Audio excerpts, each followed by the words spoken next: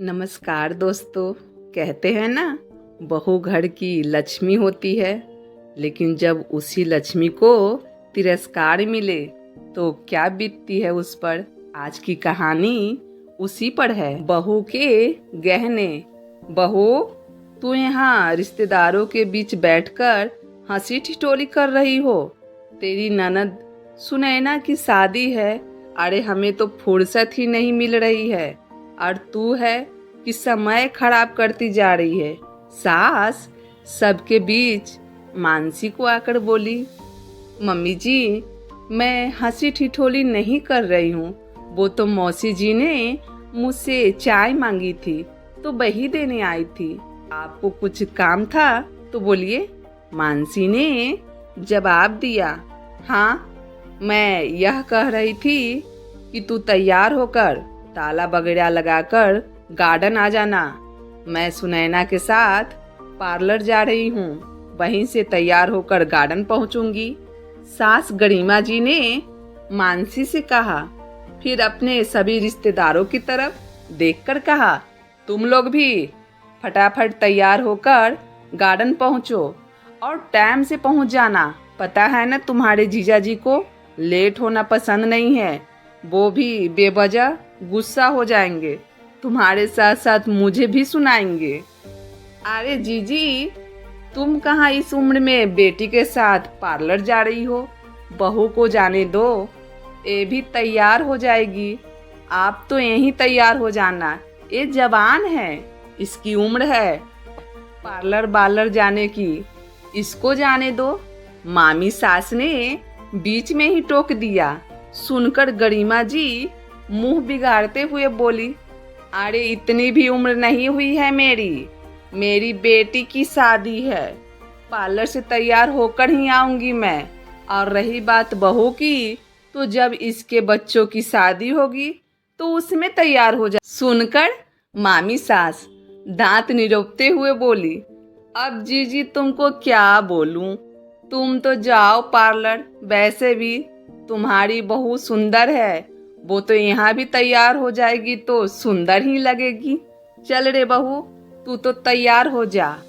अपनी भाभी की बात सुनकर गरिमा जी तुनकते हुए अपनी बेटी सुनैना को लेकर पार्लर रवाना हो गई।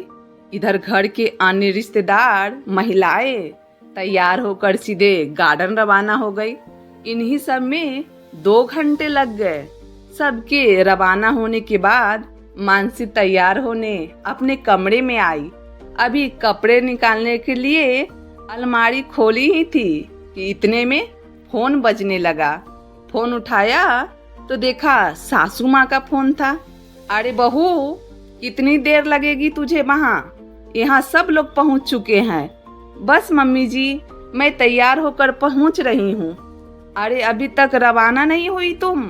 कितना धीरे धीरे काम करती हो, और थोड़ा ढंग से तैयार होकर आना, हमारी भी इज्जत है समाज में, कहकर गरिमा जी ने फोन काट दिया। मानसी ने अपने कपड़े निकाले और उन्हें पहनकर तैयार हुई। गहनों के नाम पर बाजार से लाई हुई आर्टिफिशियल ज्वेलरी पहन ली। आखिर गहनों के नाम पर यही तो था उसके पास, क्योंकि शादी में जो ससुराल वाले ने गहने चढ़ाए थे, कहने को तो उसे गहनों से लाद दिया, लेकिन वो तो सिर्फ दुनिया को दिखाने के थे। गहने उससे वापस लेकर रख लिए थे, क्योंकि वो एक गरीब घर की लड़की थी। आजकल तो वैसे भी लड़कों के लिए लड़कियां मिलना मुश्किल हो रहा था। ऐसे में अगर कहीं कुछ कमी रह जाती तो लड़कों को वैसे ही शादी नहीं होती। ऊपर से गरिमा जी के बेटा मानस तो एक एक्सीडेंट के बाद एक पैर से लंगड़ा कर चलता था। लंगड़ा कर क्या चलता था, पर पैरों से हल्की सी लचक आ गई थी। इसी कारण उसका रिश्ता नहीं हो पा रहा था। हालांकि वो मन का बूढ़ा नहीं था, दिखने में भी सुंदर था और उच्च शिक्षा भी, लेकिन कॉलेज से आते समय रास्ते में उसका एक्सीडेंट हो गया था। बस तब से उसके एक पैरों में लचक थी। आखिर अपने बेटे का रिश्ता ना होते देखकर मन मारकर ही सही गरिमा जी ने मानसी के साथ उसका विवाह कराया था। मानसी गरीब घर की थी, लेकिन पढ़ी लिखी थी और दिखने में भी सुंदर थी। मानसी और उसके माता पिता को मानस बहुत पसंद आया था, इसलिए वो शादी के लिए तैयार हो गए। उसके माता पिता की शादी में खर्च करने की क्षमता नहीं थी, इसी कारण उन्होंने सामूहिक सम्मेलन में उसका विवाह करवाया था। पर गरिमा जी इसके खिलाफ थी और उन्होंने मानसी के माता पिता को ये प्रस्ताव भी दिया था कि शादी का खर्चा वो लोग कर देंगे, उन्हें कुछ कहने की जरूरत नहीं है। पर वो लोग स्वाभिमानी थे, इसलिए उन लोगों ने मना कर दिया। तो गरिमा जी को ये बात चुभ गई। जब उन्होंने कुछ कहना चाहा तो उसके पति ने उसे डांट दिया, पर क्योंकि बेटे की शादी तो करनी ही थी, इसलिए वो उस समय अपने पति के सामने कुछ नहीं कह पाई। सामूहिक सम्मेलन में शादी हो जाने के बाद उन्होंने बड़ी पार्टी दी, तब उसे सोने के गहने से लाद दिया था। जो भी मानसी को देखता तारीफ किए बिना नहीं रह सकता। हर कोई उसकी किस्मत पर खुश होने लगा था। लेकिन पार्टी हो जाने के बाद और रिश्तेदारों के जाने के बाद गरिमा जी ने सारे गहने लेकर अपने पास रख लिए थे और उसे सुनाते हुए बोली थी, तेरे बाप की भी औकात है सोने की गहने पहनने की, जो यहाँ सोने के गहने का सपना देख रही है। ये गहने तो मैं ही रखूंगी, पर इस पर तेरा कोई हक नहीं है। घर में ये बात सिर्फ मानस को ही पता थी, क्योंकि उसने मानसी से 1-2 बार गहने पहनने के लिए कहा था। तब मानसी को उसे बताना पड़ा था और उसने पापा से कहने के लिए मना कर दिया था। खैर, मानसी नकली गहने पहनकर तैयार हो गई। इतने में मानस भी घर आ गया।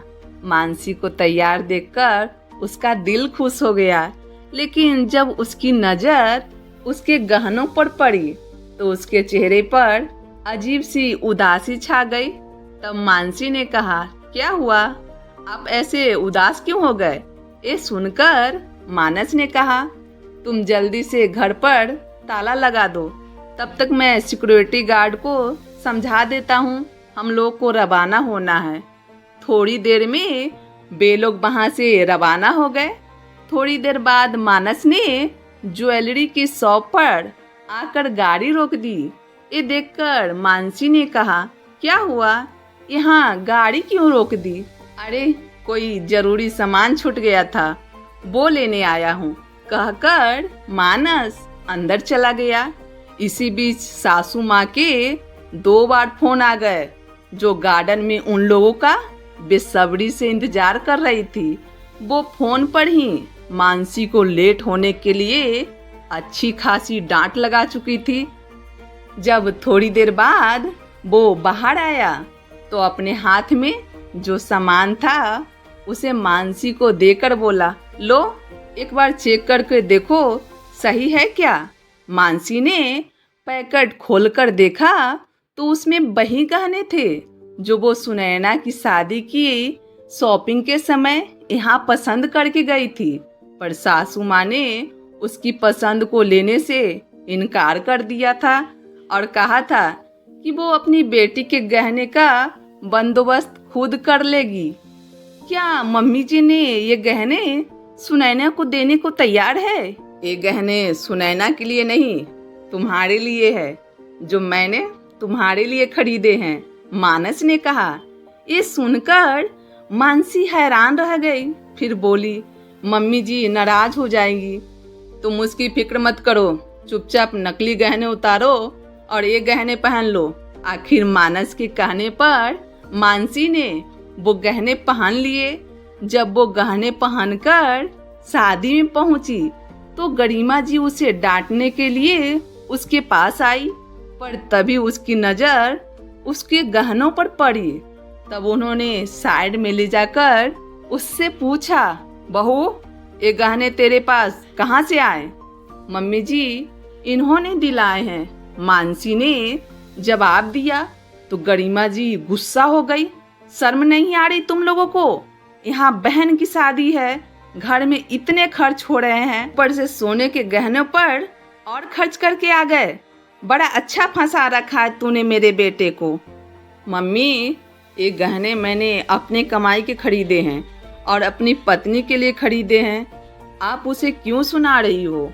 उसे भी गहने पहनने का हक है। यहाँ पर हर कोई सोने के गहने पहने हुए हैं, यहाँ तक कि आपने भी सोनों के ही गहने पहने हैं। ये नकली गहने क्यों पहने? अच्छी लगती है क्या?